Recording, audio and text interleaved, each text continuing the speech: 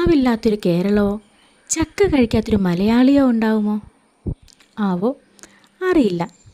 എന്നാൽ പിന്നെ ഇന്നൊരു ചക്കപ്പുരാണം തന്നെ ആയാലോ?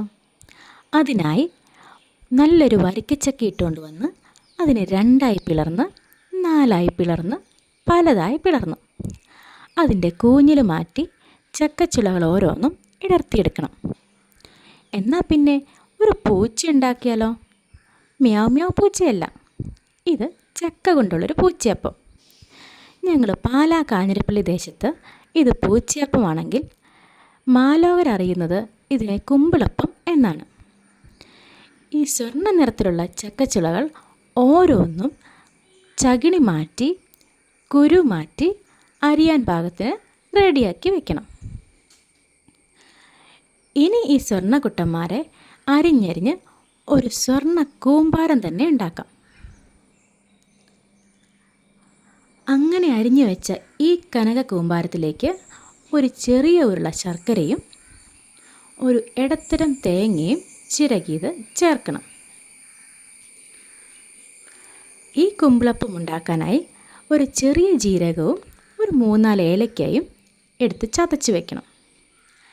ഇനി സ്റ്റൗ കത്തിച്ച് ചട്ടിയിൽ ചക്കയും ശർക്കരയും തേങ്ങയും ഇട്ട് നന്നായിട്ട് ഇളക്കി കൊടുക്കണം.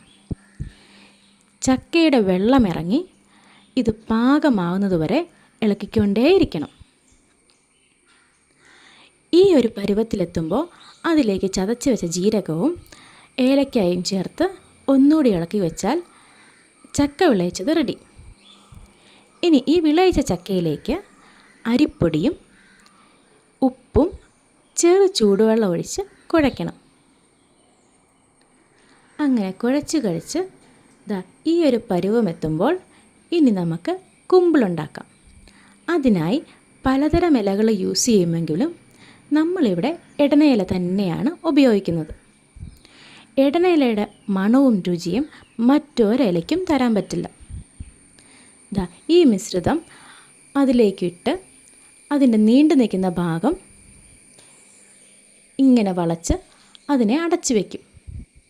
വീണ്ടും പ്രത്യേക ആകൃതിയിൽ എടനയില മടക്കി അതിലേക്ക് ഈ ചക്കയുടെ മിശ്രിതം വീണ്ടും ഇട്ട് അടച്ചു വയ്ക്കും.